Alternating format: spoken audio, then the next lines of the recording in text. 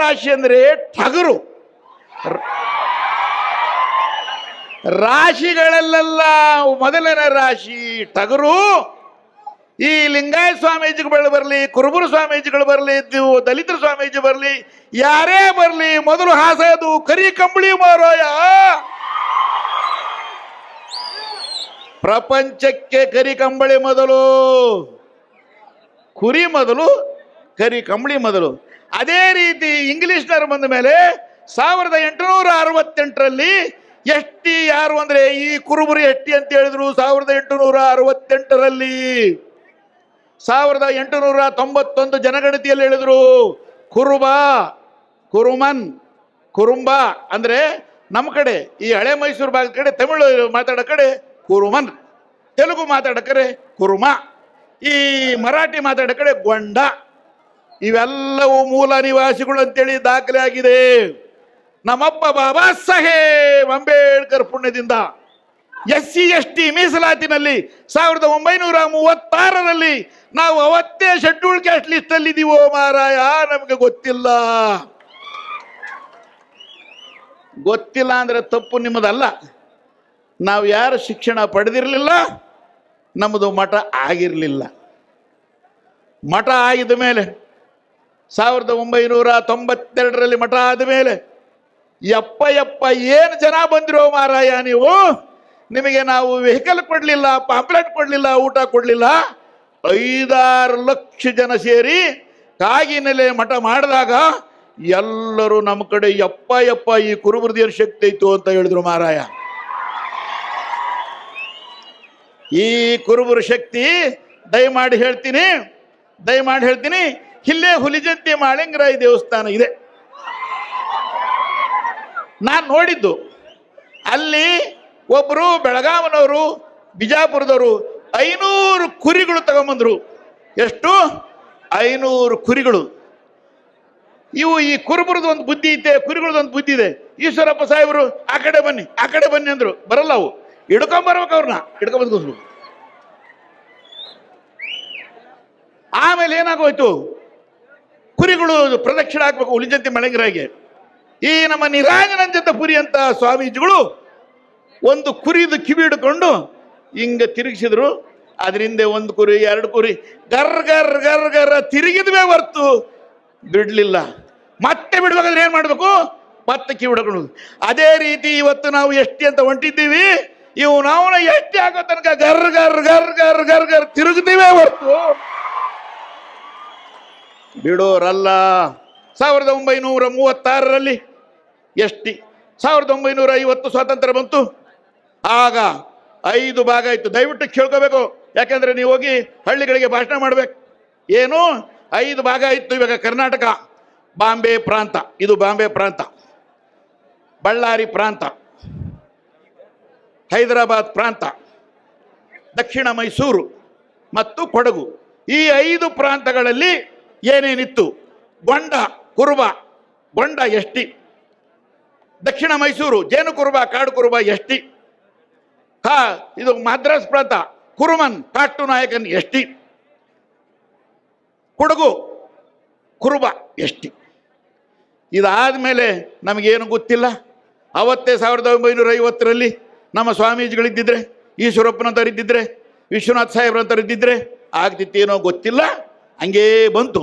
1976ರಲ್ಲಿ ಈ ಕಡೆ ಭಾಗದಲ್ಲಿ, ದಯವಿಟ್ಟು ತಿಳ್ಕೋಬೇಕು, ಈ ಕಡೆ ಭಾಗದಲ್ಲಿ ಆಗ ನಮ್ಮ ಕಡೆ ಭಾಗದಲ್ಲಿ ಕೊರ್ಮ, ಕೊರ್ಚ, ಲಮಾಣಿ, ಒಡ್ಡ ಶೆಡ್ಯೂಲ್ ಕ್ಯಾಸ್ಟ್. ಈ ಕಡೆ ಭಾಗದಲ್ಲಿ ನಮ್ಮ ಜೊತೆಗಿದ್ರು. ಎಲ್ಲಿ ತನಕ? 77ರ ತನಕ ನನಗಿದ್ರು.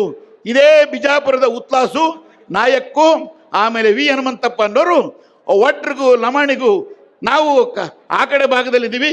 ಕರ್ನಾಟಕ ಒಂದಾಗಿದೆ, ನಮ್ಮನ್ನು ಸೇರಿಸಿ ಅಂತ ದೇವರಾಜ ಹತ್ರ ಹೋದ್ರು. ಅವ್ರದ್ದು ಸೇರಿಸಿ ಅಂತ ಪಾರ್ಲಿಮೆಂಟ್ಗೆ ಹೋಯ್ತು. ನಮ್ಮದು ಯಾರೂ ಆಗಿಲ್ಲ. ಪುಣ್ಯಾತ್ಮ ದೇವರಾಜ ಅರಸು ಎಲ್ಲಾ ಕುರುಬರಿಗೆ ಎಷ್ಟಿ ಮಾಡಿ ಅಂತೇಳಿ ಪಾರ್ಲಿಮೆಂಟ್ಗೆ 76ರಲ್ಲೇ ಕಳಿಸಿದ್ರು ಮಾರಾಯ. 1976 ಬಿಲ್ಲು. ಅಲ್ಲಿ ಪಾರ್ಲಿಮೆಂಟ್ ಅಲ್ಲಿ ಯಾರಿಲ್ಲ, ನಮ್ಮವರು ಪ್ರಜ್ಞಾವಂತರಿಲ್ಲ. ಹೀಗಾಗಿ ಗೊಂಡ ನಿಮ್ಮ ಕಡೆ ಭಾಗದಲ್ಲಿ ಗೊಂಡ ಓಕೆ, ನಮ್ಮ ಮೈಸೂರು ಭಾಗದಲ್ಲಿ ಗೊಂಡ ಅಂದ್ರೆ ಅರ್ಥ ಆಗಲ್ಲ. ಗೊಂಡ ಥ್ರೂಔಟ್ ರಾಜ್ಯ ಆಯ್ತು. ಕಾಡು ಕುರುಬ ಏನು ಕುರುಬ ಥ್ರೋಟ್ ಆಯ್ತು, ನಿಮ್ಮ ಕಡೆ ಕಾಟನಾಯಕನ ಕುರುಬನಾಗಲ್ಲ, ಥ್ರೋಟ್ ರಾಜ್ಯ ಆಯ್ತು. ಕುರುಬ ಆಗ್ಬೇಕಲ್ಲ, ಕುರುಬ ಬಿಟ್ಟೋಯ್ತು, ನಮಗೆ ಗೊತ್ತಿಲ್ಲ. ಈಗ ಬಂಧುಗಳೇ, ಹೀಗಾಗಿ ಒಂದು ಮಾತು ಹೇಳ್ಬಿಡ್ತೀನಿ, ನಾನು ಭಾಳ ಮಾತಾಡೋದಿಲ್ಲ, ನಾವು ಭಾಳ ಮಾತಾಡೋದಿಲ್ಲ. ಈಗ ರಾತ್ರಿ ಕ್ರಿಕೆಟ್ ಆಡ್ತೀವಿ, ಇಂಥ ಲೈಟ್ ಇರ್ತವೆ, ಏನು ನಾವು ಬೆಳಕಿದ್ದಂಗೆ ಇರ್ತದೆ. ಆ ಬೆಳಕು ಯಾವುದರಿಂದ ಬರ್ತದೆ? ಕರೆಂಟಿಂದ ಬರ್ತದೆ. ಪಕ್ಷಿ ಗಿಡ ಬೆಳಿತವ. ಅದೇ ರೀತಿ ನಮಗೆ ಮುಖ್ಯಮಂತ್ರಿ ಪೋಸ್ಟು, MLA ಪೋಸ್ಟು ಈ ದೀಪ ಇದ್ದಂಗೆ, ಸೂರ್ಯ ಇದ್ದಂಗೆ. ಯಾವುದು? ಎಷ್ಟಿ ಬೇಕಾ ನಿಮಗೆ? ದೀಪ ಬೇಕಾ? ನಮಗೆ ಎಷ್ಟಿ ಬೇಕು. ಯಾಕೆ? ಸೂರ್ಯ ಇದ್ರೆ ಬೇಕಾದ್ದು ಮಾಡ್ಬೋದು. ಯಾಕೆ ಈ ಮಾತು ಹೇಳ್ತಾ ಇದ್ದೀನಿ ಅಂದರೆ, ದಯವಿಟ್ಟು ಎಜುಕೇಶನ್ ಹೇಳಿದ್ರೆ ನನಗೆ ಈಗಲೇ ದಿವಸ ಮೊನ್ನೆ ಓದು ವರ್ಷ ಒಂದು 60 ಜನ, ಎಷ್ಟು ಜನ? 600 ಜನ ಬಂದಿದ್ದಾರೆ. ಮೆಡಿಕಲ್ ಸೀಟ್ಗೆ 60,000 ರೂಪಾಯಿ ಕಟ್ಟಕ್ಕೆ ಆಗೋದಿಲ್ಲ ಅಂತೇಳಿ. ಆದರೆ ಕುರುಬರ ಸಂಘದಲ್ಲೇ ಮೀಟಿಂಗ್ ಆಯಿತು. ಇದೇ MTB ನಾಗರಾಜ್ ಅವರು ಶಕ್ತಿ ಇತ್ತು, 10 ಜನಕ್ಕೆ 6 ಲಕ್ಷ ಕೊಟ್ಟರು. ಆದರೆ ಆದ್ರೆ 1ನೇ ಕ್ಲಾಸಿಂದ ಡಾಕ್ಟರ್ ಆಗು, ಇಂಜಿನಿಯರ್ ಆಗು, free, hostel free, fees free, ಯಾರು ಕೇಳಂಗಿಲ್ಲ. ಆದ್ದರಿಂದ ಎಷ್ಟು ಇಂಪಾರ್ಟೆಂಟು, ಎಷ್ಟು ನಾವು ಹೋರಾಟ ಮಾಡಲೇಬೇಕು. ಒಂದು ಮಾತು ಹೇಳ್ತೀನಿ, ಈ ಕುರುಬರು, ಅದರಲ್ಲೂ ನೀವು ಕೆಳಗಡೆ ಇರೋಂಥ ಕುರುಬರು, ದಯವಿಟ್ಟು ವೇದಿಕೆ ಮೇಲೆ ತಪ್ಪಿಕೋಬೇಡಿ.